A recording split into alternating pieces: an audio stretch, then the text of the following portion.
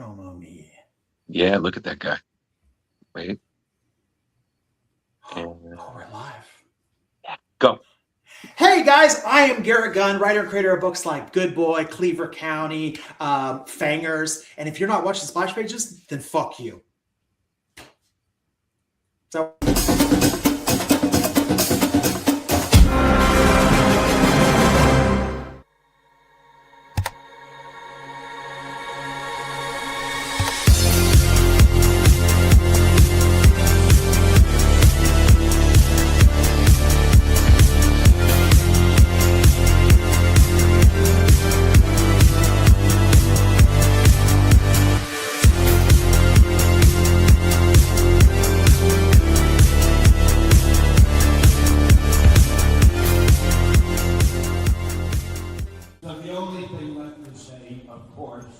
Is the one obvious thing.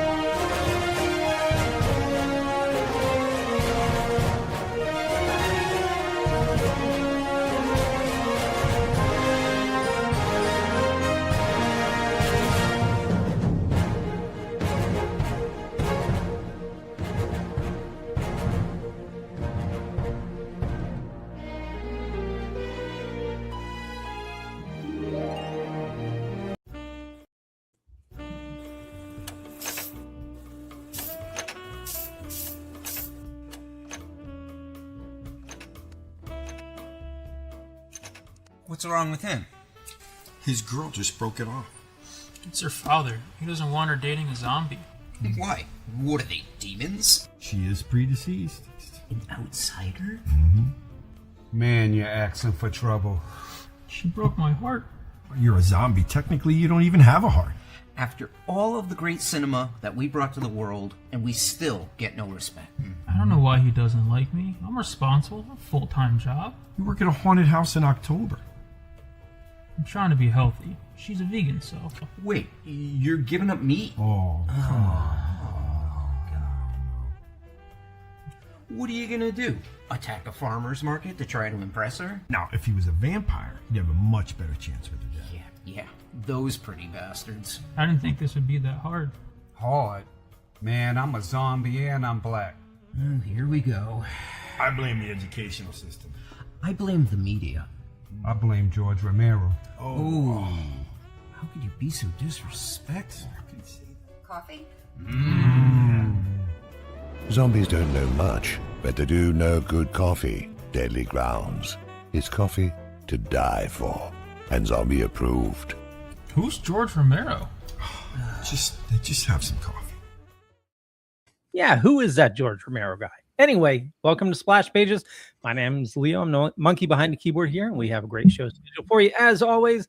And we're kicking on over with Jar Jar this week. How's it going? Hey, how's it going, everybody? I'm pretty stoked to be here. Read some good books this week and watched Lanterns. So if everybody's watching that, we should all talk about that at some point.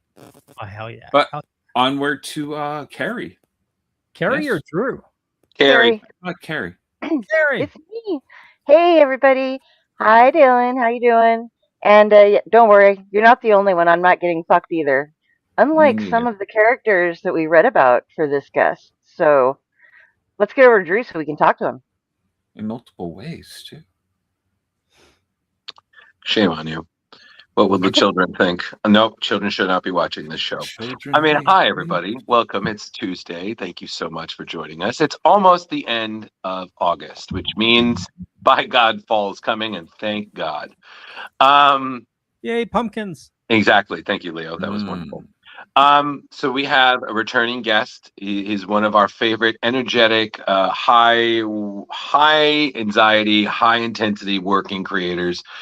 We've had him on before. We've talked about Good Boy. We've talked about Warcorns. I'm fairly certain we talked about other projects he's done, like Franklin the Ghost, Jabberjaw, Happy Place. We Ate Gods. All that stuff. But here we are to talk to him about other projects like Cleaver County and Fangers, the one, the only, the man who made all of us want a cigarette after reading some of his work, Garrett Gunn.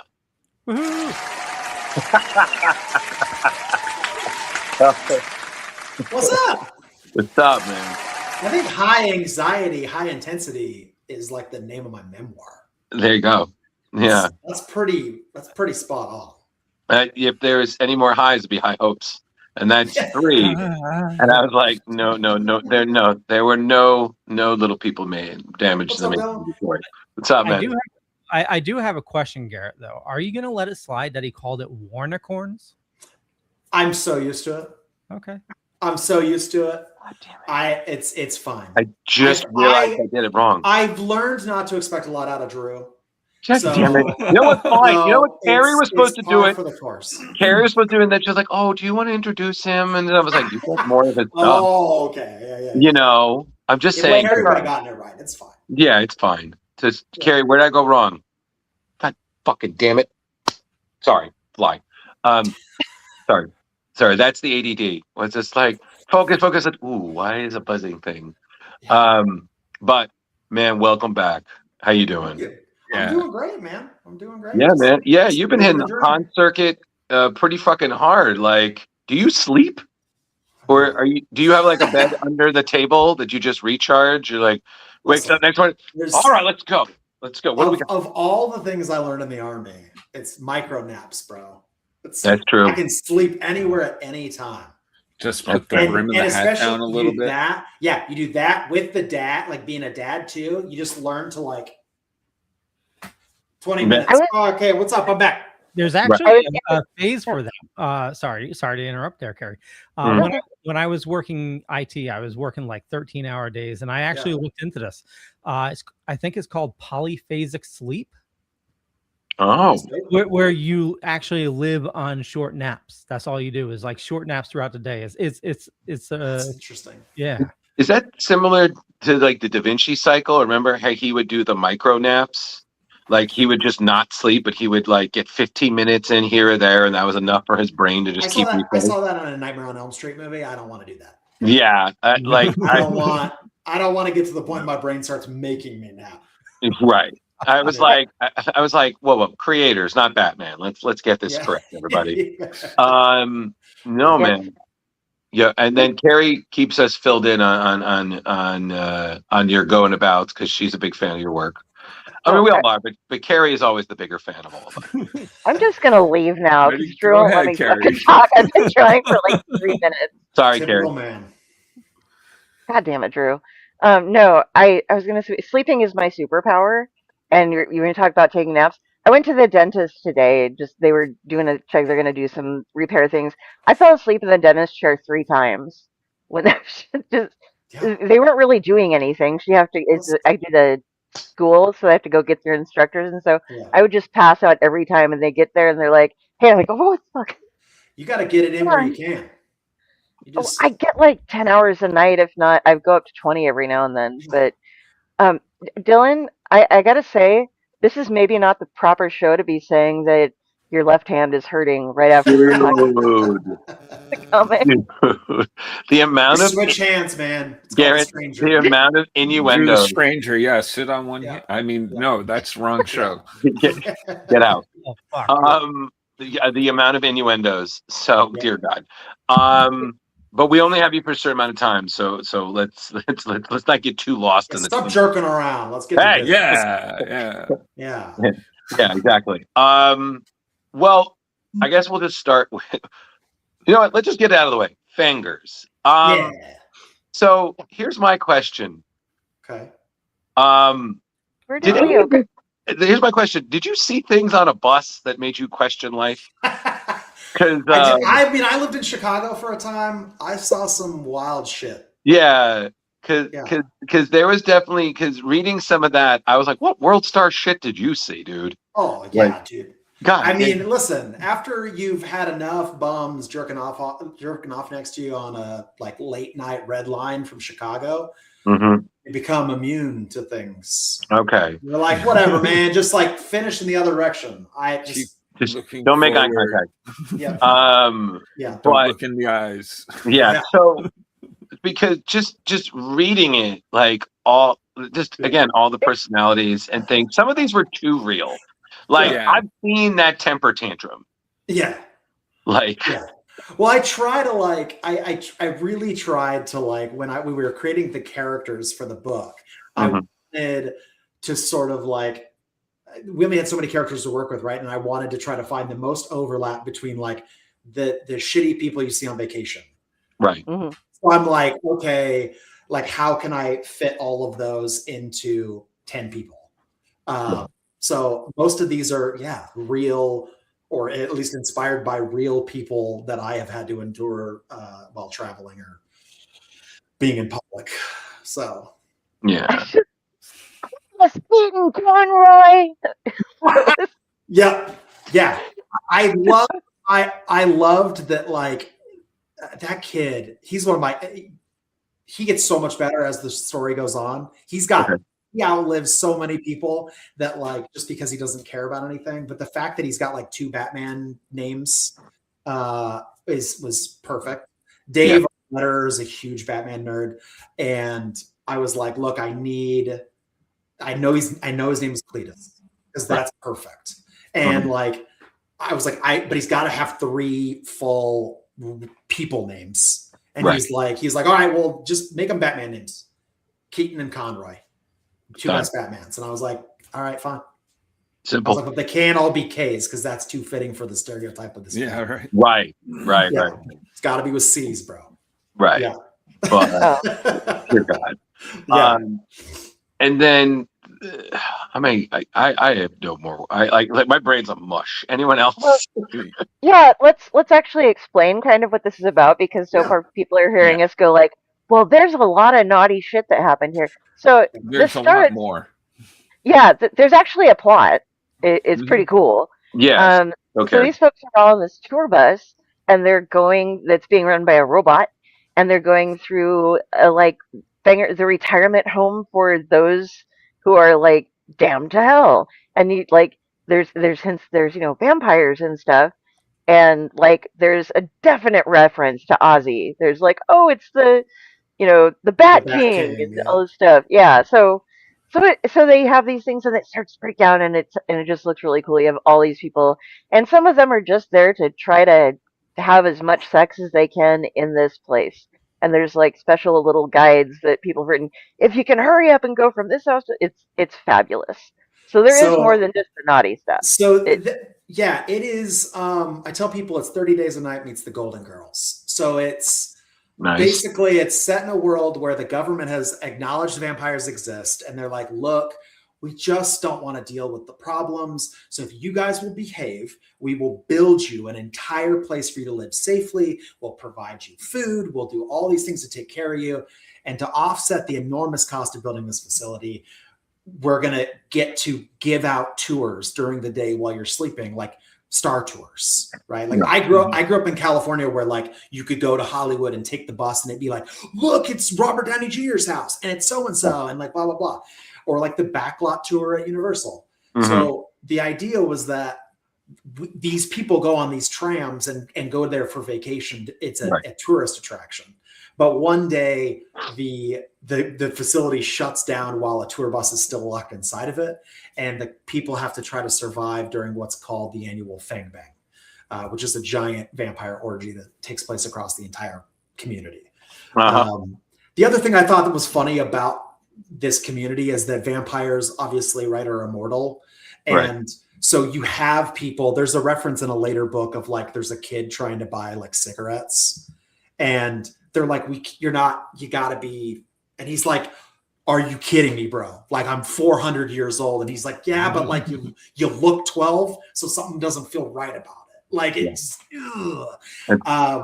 so like the different experiences of like the different people and how the perceived age of somebody or, you know, whatever, you know, sort of changes how things are for them. Right. But I also love terrible horror movies. I love really shitty, campy horror movies like The Faculty, 13 Ghosts, Rubber, like things that are really dumb that you're like, why?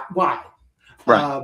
So I tried to hit all of the like stereotypes of like, you know, there's the horny couple who like it's their honeymoon and their whole thing is they just want to sneak away and fuck in Dracula's house because that's like so hot and so badass. You know, and there's like the hot mean girls, and there's like the nerdy girl, and there's like the mysterious old man, like the character that nobody knows anything about, but we all secretly really know who he is. Yeah. So I tried to like grab all of those best parts of things I like of all those terrible horror movies and merge that with this book of horniness. There you go. Because I love, especially like early on in my comics career, there was like a lot of the community that would be like, oh, we look down on titty books, and for a long time I was like, oh yeah, like you got to try to like make like high art, right, like in comics, and then I was like, that's really stupid, because tits are dope, and like who cares? But like if I was gonna do that kind of a book.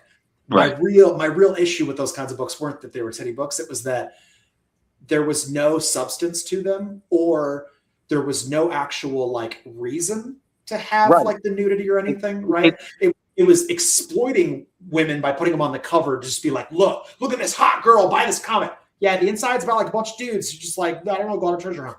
Like it doesn't make any sense. Yeah. So if you're going to do a titty book, don't be a coward and make the whole thing a titty book. Right, and it's kind of like, again, man, tits are dope. Like, see, everybody. I don't know anybody, man or woman, who's like, not really. No, dudes just are dumb. Well, it's kind of like saying, like, again, like early horror, they don't mind having it, but there's always a difference. Of like, okay, they're there, fine, versus there's just there to cover up the failures of the story. Vampires are the horniest people in literature. Like, why the whole book would be them fucking? So like that, it already works. So why not just use that? Right. Like one of the crappiest movies I remember seeing, I think, was Dracula 2000, Gerard Butler. Oh. It's so campy, awful. Bro, but, I love it. Yeah, that's what I'm saying. But you know, you see it, and you're just like, oh dear God, Gerard Butler, you've come a long way, my man. Like, good Lord, buddy. I mean, it's funny, Carrie. This reminds me of the Ghostbusters book. Remember? Which one? The female one that you were like, have you read this? Because I'm a huge Ghostbusters fan. She was like, have you read this? And it was like, it's porn. And I'm like, but with proton. But she was like, it's porn, but with proton packs. And I was like, no, my proton pack. Exactly. I was just like, this might merit some research, but in the daytime, so it's not weird. You know, but like, and I read it, and again, it was basically that, and I was just like, okay. I mean, like, it's not like I'm like, oh, I got to buy all 5 covers. I was like, okay, I read it. It's, you know, it's fine. Like, some part of me is like, there's also such like a stigma around, like, especially in like America or like Western culture, that's like, oh, nudity and sex, ooh, like 100%. And I will work with like Italian artists who are like, yes, they fuck, like it's there's dicks everywhere, like, and it's totally normal. They're unfazed by it. Well, I think the funny thing is that, you know, we're in a world like, you know, you've seen like Sin City where there are no problem boobs. I mean, hell, Sex Criminals, you know, which is an incredible book. Absolutely amazing. And we've covered that, you know, and it was a great book. It was one of the Carrie's first episodes covering that. Like, it's amazing. And it's the strangest concept, but that just, and then some people are like, oh, I'm like, okay, then you don't have to read it. Like, I always love that people, when they don't like something, they will go out of their way to tell somebody. And I'm like, I didn't ask you. Like, thank you. but I didn't ask for your opinion. And if it's not for you, that's cool. But maybe I might want to because I'm a bit more open-minded about such things. Oh yeah. Or, you know, but that's how I've always seen it. And again, like there are so many weirder things out in comics than Well, it's just like that. I don't know. Listen, I'm not going to waste time making a thing like I've always tried to like make comics of like, look, I tell people in interviews, I tell people on panels, I'm like, make a book that you enjoy making. And like, if you stop focusing on like, I have to make this to make money, make it and enjoy it. You're not, when you go to cons, like, you know, we'll have someone who's like their first show and they're like, what, you know, do you have any tips? And I'm like, you're not selling a comic book. You're selling excitement. Right. Like that. If you're excited about a thing, someone sees that excitement and is like, well, I want to be excited. Like that he's excited about that. I will be excited about that. Well, and they will try it out.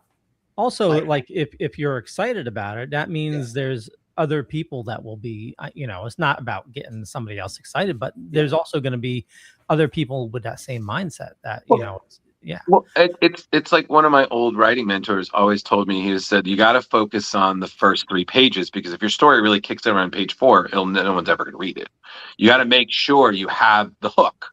Yeah. You know, you have that, you know, and again, your stuff does that. I mean, you know, no pun intended, kind of moving on to the other book, Cleaver County, which I have to ask. Before we do. I have a question to ask, but before we do, did anybody else have questions about Fangers? Can I have one small spoiler? Who's the first to get it? Like, who's the first to die? We only got the first issue. So like, I will say, if you're gonna fuck in Dracula's house, it's pretty hazardous. That's true. That's why we really tried to give them that final glory shot at the final moment at the end of the first issue. What's funny is that is not yogurt. Right. What's funny is when I first pitched this book, I pitched it to Mike at Bad Bug, who they have been the greatest gift to like working at like with people as a publisher. Like I originally, Mike and I knew we wanted to work together on something, and I pitched him a different book called Muscle Mommies from Mars. And he was like, no. And then I was like, all right, what about Fangers? And I gave him the concept and he was like, I don't know. And I sent him the script for the first issue and he was like, there is a lot of commonness. And I was like, I made the joke, I mistakenly, but also I don't regret it. I mistakenly made the joke of like, well, they don't call me the Come Play King for nothing. And then he was like, okay, I'm going to call you the Come Play King from now on. Like that's going to be a thing for sure. And he ultimately turned it down. And I said, look, I know that my stupidity is not for everybody. Let's just do this. Let's partner on the first issue. You run a campaign, you know, we'll coordinate it together. We'll do it and we'll split the money. Like just see how it goes. Right. And literally as soon as the first campaign launched, he sent me a message and he was like, I'm not wrong very often. He's like, but I probably should have taken this from you. Because originally I pitched it as like he was going to own it and it was going to be like their book and they were going to get to do whatever they want. And when he turned it down, I was like, all right, well, this is mine now. I'm going to make it. And he's like, oh, damn it. And then ultimately the second book, Muscle Mommies from Mars, also we ran a campaign and it was also successful. And he's like, next time I'm just going to let you do dumb stuff and just trust the process. I mean, listen, like people want to criticize Michael Bay, but man makes bank. Yeah. Yeah. You know, all right. So someone did have a question. So Sona would like to know what is your favorite part of Fangers? My favorite part of Fangers, I mean, ultimately it's just the absurdity of it. Like I love anything where you're like, why did this need to exist? Why would they even go on vacation there? Yeah, why would you go on vacation? Like why? Do we need it? And the answer is no, but I don't care. Here it is. Yeah. So I just making anything that is so stupid and far-fetched that people are like, what the fuck? Wow, like what is this? But isn't that like really perfect for me? But isn't that like horror 101? Like I absolutely. Like literally, like isn't the slogan of horror subtly "fuck it, we'll do it anyway"? Like Yeah. Basically. Speaking of that, you mentioned you like absurd horror movies. Yes. And if you don't know, I used to run a horror show, and I was like the one guy that like wasn't into horror, and they always tried to make me watch the most stupid shit. Yeah. I have some recommendations for you. You've probably seen them though. Oh, here we go. You must have seen Velocipaster, right? Yes. That is not a bad movie. That's amazing. Amazing. Well, that's the thing. It's because they're so bad, they're good. Yeah. Like, yes. Have you seen CarousHELL? No. Oh my god. No. Oh no. Here's the thing. I was not a horror kid at all. I was raised in more of a conservative, like religious household. And like that wasn't a thing that was around. Like I was the black sheep of the family. And I didn't get into horror until probably like 6 or 7 years ago. And I went all in. I was like, okay, I love this. This is stupid and I love it.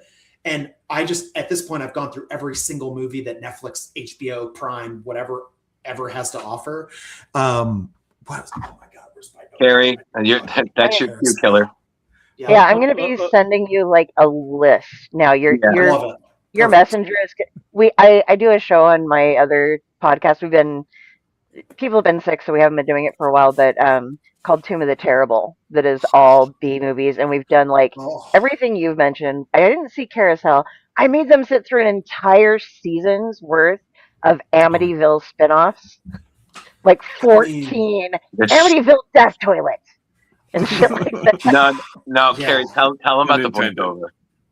Oh yeah, and so through that whole thing, it starts off in the original Amityville. There's the get out, and the toilet does it in its thing as well. So I made Drew do this like intro for the entire season and outro. So we're just playing. It's like, he did this whole thing with like the Amityville intro with all these different quotes from it being all spooky, and then we were leaving out, get out, get out. No, really, they're gonna make us watch another one if you don't. Get out. I just told her, I was like, because I've always admired that, like for Robin Williams movies, they're always like, okay, we're gonna do it as is, and then you're gonna go. Like Robin was like, and then good majority of the time they use it. And I said to Carrie, I was like, I'm gonna do, because I've seen Amityville, so I know the get out. I'm fine. But then I was like, get out. Like seriously, we need to be like the movie theater staff. Only they don't need time and a half. Like we need to move it along. All right, there's really definitely another movie coming in, so can we just speed it up? She would just let me go on for like 4 minutes, and the entire time she was like, "Okay, we're gonna try that again." She was like, "But a little bit more." Like everything was always like, "Do you want to try that again?" And I'm like, "Maybe." But and then later on, she was like, I was like, and I forgot I did it, and then she was like, "Oh, we're doing this," and she was like, "Everyone loves it." Like everyone loved it. They lost their mind the second they heard. People love dumb shit. Yeah, exactly. I was like, yeah, it's horror. I've worked in enough horror movies to know it. The second you say something outrageous, the only rule is to then try to top it. Yes. Shock and awe. Absolutely, shock and awe. So, Leah, what else did you have? Well, just to finish up, so CarousHELL, it's a merry-go-round horse that is possessed, and it goes around killing people. Perfect. It is that's absolutely fucked up. That's fantastic. Yeah, make that horse talk, and you sold me. It does talk. Oh shit, I'm in. By God, what next? So good. What next? Is there Thanksgiving 2, the turkey hell? No. That's so rough. You must have seen Greasy Strangler. Oh my God. No, not the Greasy Strangler. Oh my God, it's so fucked up. Are these all going to be on Carrie's list? Probably not. Probably.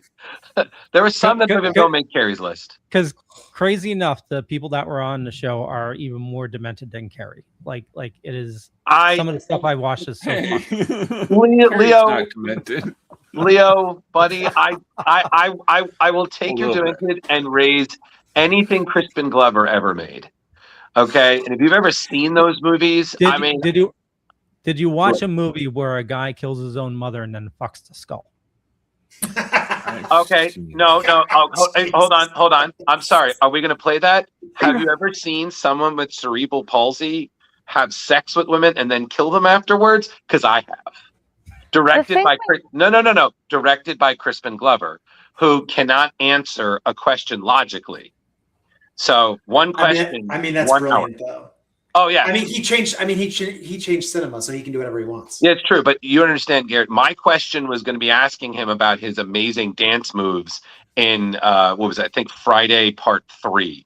You know, you remember like, oh my God. Oh, yeah. Yeah. I was like, you looked like a traffic guard had a stroke, dear Crispin, but it was still amazing. But Leo, continue.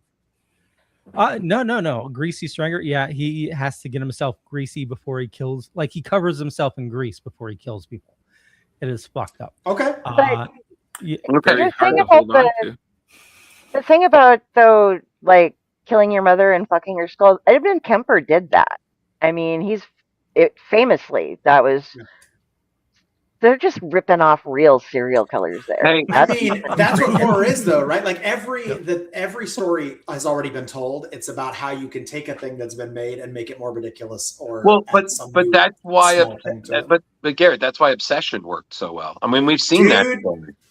I love that movie so much. Yeah. I loved it so. Her in the dark background, bro, the creepiest shit. That fucking. And she's definitely possessed by the cat, right? We're all like agreeing that like she's definitely the. Listen, all I'm saying is that the second I saw it, and people were like, "Oh, we've seen this before," and I'm like, "Yes," but it's not that we've seen it before. It's how they went about it, the subtext, the acting, all of that. The reason that was so good is because it was real. You know that guy. You've seen that relationship. The problem is as much as I love horror, I'm also a giant baby. So like I like the absurd stuff because I'm like, oh, this is like the suspension of disbelief. Like this is awesome and crazy. And then I see things like that. And I'm like, I tell my girlfriend, I'm like, maybe sleep in a different room. Like I don't need, no. Yeah. And then she's like, I'm just going to get up in the middle of the night and stand in the corner. And I'm like, I'll leave. That. I'll leave the house, bro. I'll leave. I will leave my children and go somewhere else.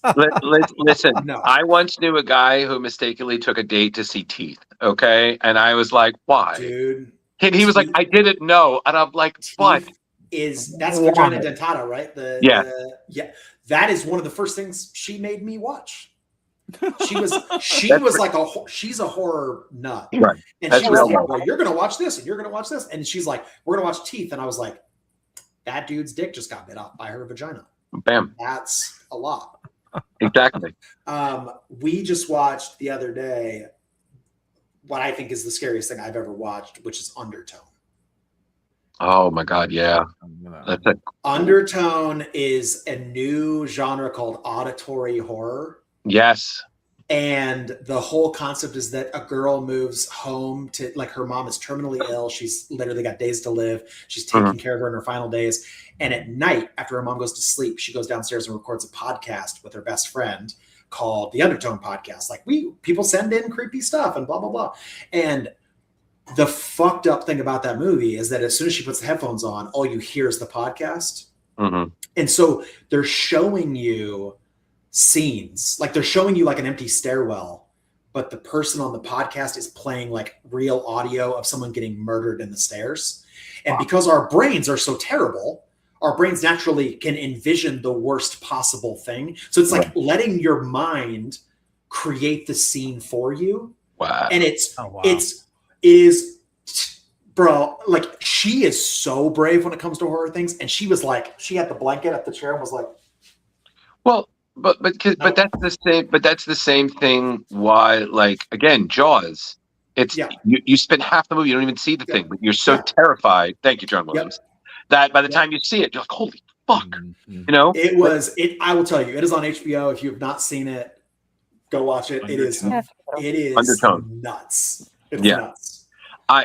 Yeah, absolutely. I think that's the joy is when you meet a new friend and they're like, oh, I love horror movies. You're like, good. Which ones? Good. Exactly. When it comes to horror. And then when they don't, when like, oh, I've always been interested in horror, I feel like you just become Pinhead and you just, we have such sights to show you. Yeah. Yeah. You know, so, but it's funny because when, you know, kind of just to segue a little bit to the other book, when I was reading Cleaver County, like I'm just compliments to you, is it gave me like Hatchet vibes. I love Hatchet. Yeah. Adam Green's one of the greatest horror minds.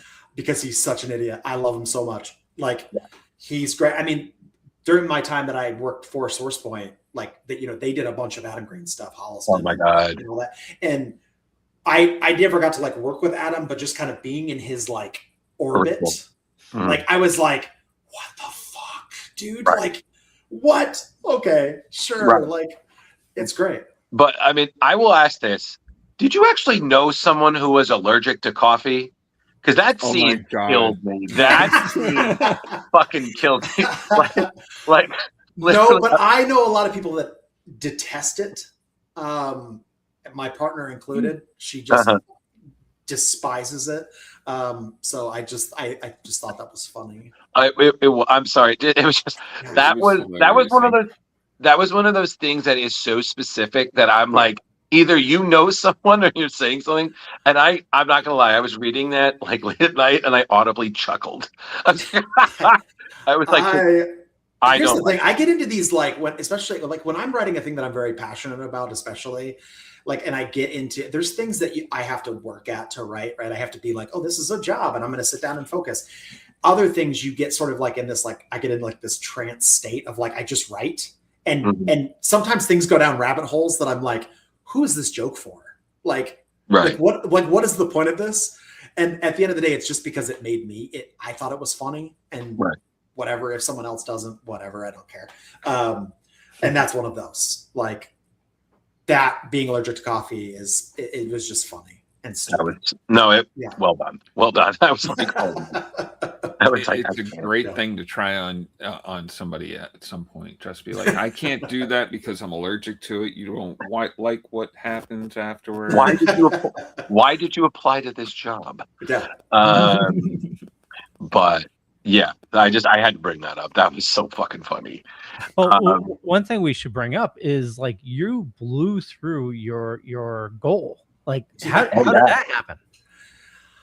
I mean, it's a combination of, I think that people love horror, but also like teaming up with the right artists, right? Like, one of the things that is the greatest joys for me in working in comics is working with new people, like finding artists that I'm like, especially people who weren't necessarily that kind of an artist, right? Like someone who does something that, they might draw comics, but they do it very like, oh, I do fine art. And I'm like, oh, sick. Like, can you do this? And they're like, wow, I've never tried to do that before, but like, why not?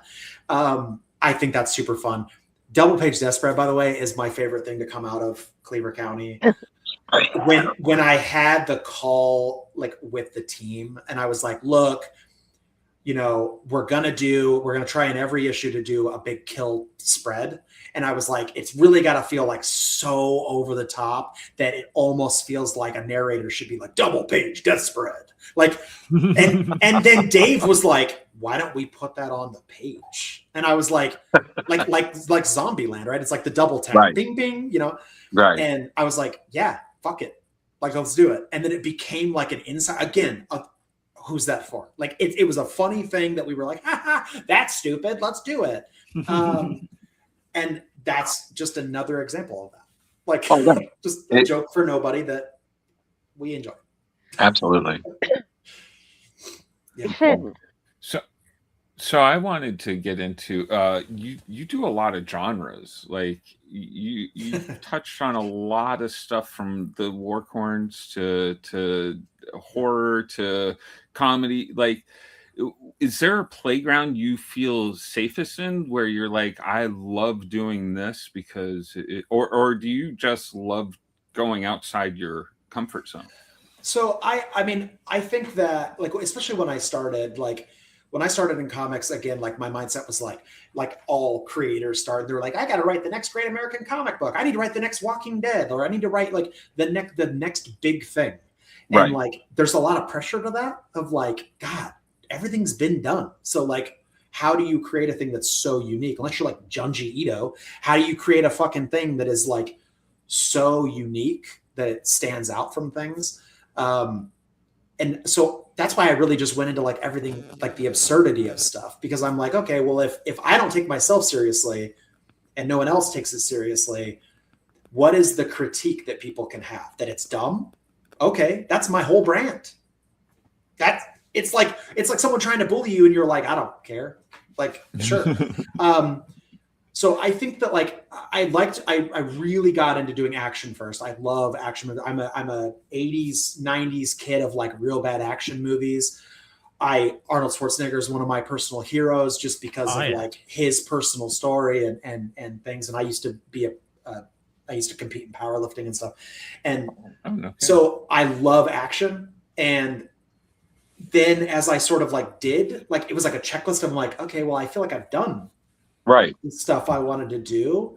Then it became like a challenge for myself of like, if I was writing a thing and I got stuck and I couldn't, whatever, I wouldn't force myself to write it because I'm like, I don't want to force this. So I'm like, okay, you know what I'm going to do? What is the opposite of what I'm writing right now?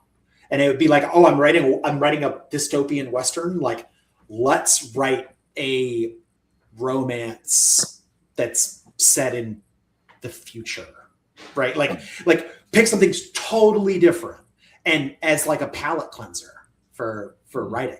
And as I sort of like did that over and over again, I like found the genres that I enjoyed most. And really, I think I landed in horror because it lends itself so well to absurdity that like it felt so natural to be like, I write a thing and I go, well, fuck, how am I going to explain this? Right. And then I'm like, oh, wait, I don't have to. Why? Yeah. Like, who cares? Like, so many times, like, my partner will read a thing and she'll be like, how does that, like, that doesn't make sense. You literally in last issue said this. And I'm like, so? Like, whatever. Like, I don't know. How many times have they brought back the killer? I was like, yeah, like, come on. I'm like, listen, if Dragon Ball can bring back Goku 1,400 times, I can fucking misstep in a script of like, you know, literally at that point, the dragon's like, all right, so let me get this right. So you're back again. Krillin, stop, Goku, exactly. Krillin, Goku, no to Yamcha. You know, all right, that's 3. Okay, well, like we got 2 more. What else? You know, like, yeah, right. So I think that's why like horror is the thing I enjoy most. And that's why I think that like most of the stuff I do now, even if it's not directly horror, there's horror elements to it because that's what I think is fun. Well, and it's always so funny because I feel like with horror fans, the opposites always find you. And there's always these people who feel like they have to say like, oh, I'm not about this. I'm like, okay, that's great. Like, oh, we can still be on the same planet. Like, I'm sure there's a movie all of us like, you know? Yeah.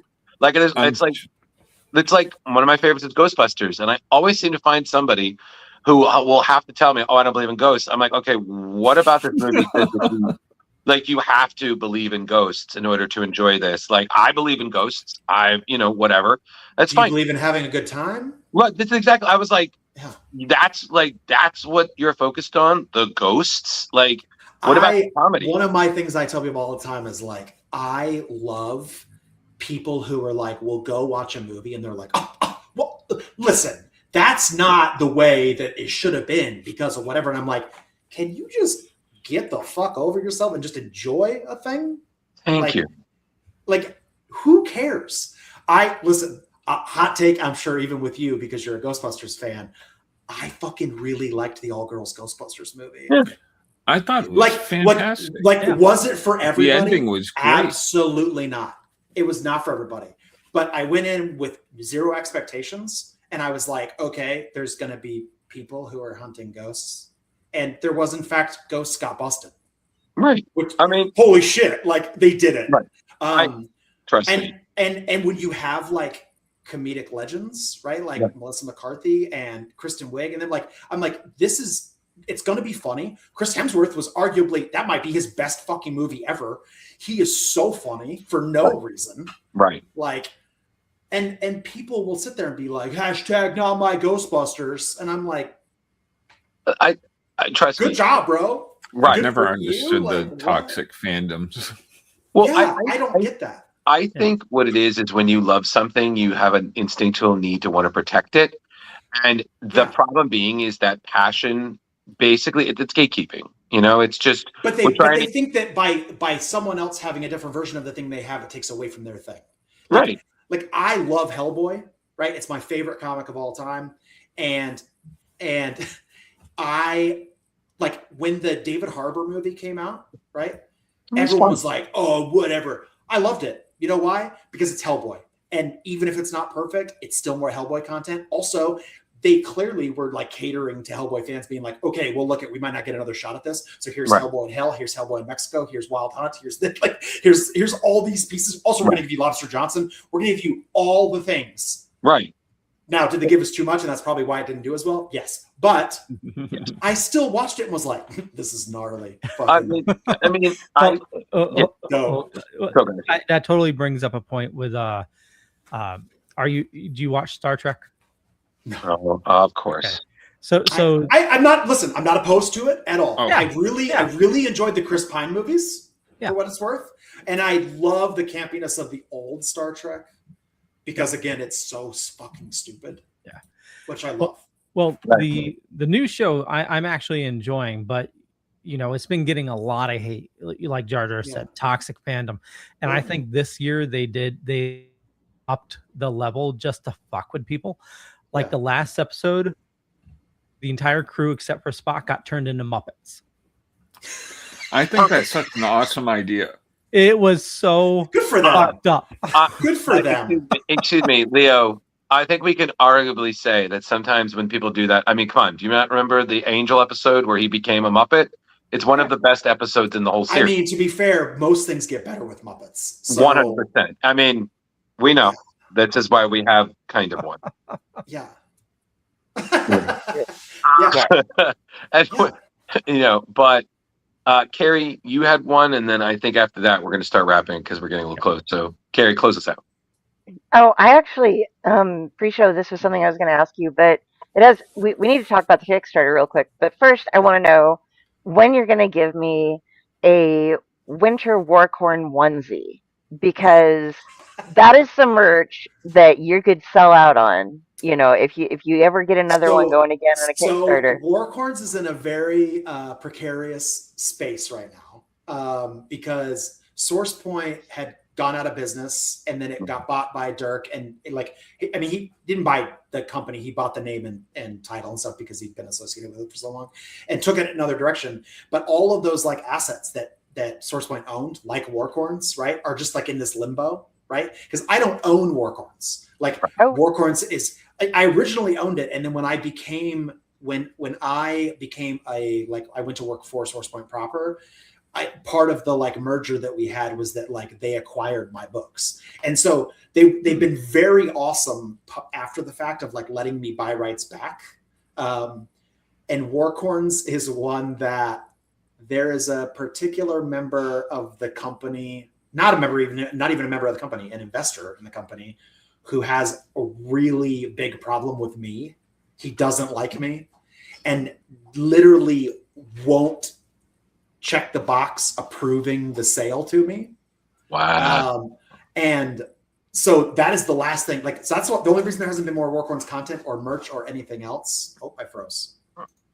Yeah, well, we can still hear you. The only reason there hasn't been more of that stuff is that I'm waiting until the rights come back before I make more stuff. But it will come back. Eventually, I will wear that person down, or I will get enough lawyers involved that I will get it back. Their whole contention with the process was that I wanted to turn Warcorns into a nonprofit, and I wanted to create like a disabled veterans charity where all the money we made with Warcorns went to this charity. And he was like, I didn't invest in things to give money away. And I'm like, okay, but if I don't make the book, there is no money to be made. Right. So like you can have 10% of little, or you can have 0% of nothing. Like that's whatever. But you will get a onesie. At some point, I promise you will get a Warcorns onesie.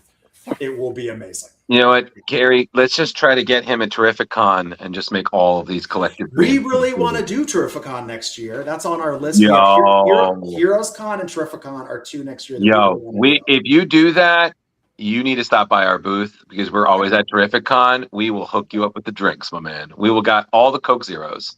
Coke Zeros and water. Boom. Yeah. I know. All right, Carrie, you said that you want to talk the Kickstarter before he signs off because he has another show. Yeah. Because he's the DJ Khaled of podcasts. He's got another one. Wah, wah, wah. Yeah. So, folks, make sure you go and check this out. Yeah, I think we got 3 days left on the 3 campaign. days.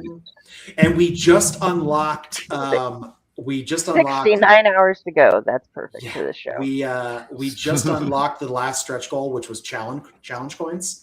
And if you go to the updates, you can see the mock-up of the coin. It's ridiculous. It's huge and stupid and over the top. But if anybody is thinking about checking out Cleaver County, essentially it is just about the most fucked up location in the world, where over the years all of these ridiculous things have happened. All these slashers have existed. All of these terrible calamities have existed, and nobody knows why this one particular area sucks so bad. And every 6 issues, every volume, every 6 issues is a different killer. So you get a whole story, you get a collected edition of that killer, and then the next thing is the next killer. So it's just, cool. I blame social media. Although someone just told me today, they were like, damn, I wish you'd made it a belt buckle. And I was like, fuck, that's a great idea. Oh. Next campaign, yeah, bro. I'm like, all right, now we got to do a belt buckle. Yeah. So, yeah, but check that out. Fangers, I think there's also like 22 hours or 23 hours left on the Fangers swimsuit special, which is a brand new, like, giant, ridiculous, like, pinup gallery with short. Oh, we're going back to the 90s. Yeah. Again, right? Why would there be a swimsuit special? They're fucking vampires. They can't be in the same. So, like, so the whole idea was that, like, oh, don't worry, like the UVs are synthetic but the nudity is real. Like, and inside the book, there's little short stories that are introducing new products inside the Fangers community that are being sold. One of them is Neverburn, which is a suntan lotion. Oh my god! The other one is a brand new energy drink called Rathogen. So you should go check it out. There's like 23 hours left. It also blew through its goal and craziness. Bad Bug Media is the publisher. They're amazing, Mike and everybody. If you guys haven't checked out all their stuff by Bad Bug, you should. They're ridiculous and amazing and stupid, and I love them to death. But yeah, Cleaver County and nice. All right, awesome. So we are at 9. So very quickly, Drew, who's on next week? Hey everybody, thank you for joining us. Make sure you support Garrett. Give him all the money, all the time. Check us out next week when we have the awesome Mike Norton is coming on. We're going to be talking to him about Revival and a bunch of his other projects, as we did at Terrific Con. But we're very excited for the other half of the Revival team, which, by the way, is now on Netflix. So awesome. And head on over to our website where you can follow all our awesome hosts here and learn more about Garrett. And, just check it out. There's a lot of awesomeness there. Don't forget to let Garrett plug his shows and links. I know. I'm having him go last. Garrett, where do you like? I'm going to plug it. I'm on all social media as Some Writer Guy, because if you can't remember who wrote it, I don't know, Some Writer Guy. But that's how you can find all my stuff. I don't do Twitter because I'm 50 years old, and I hate social media in general. So Facebook, Instagram, that's it. That's where you can find me. Awesome. Cool. Yeah. All right. Love you too, Dylan.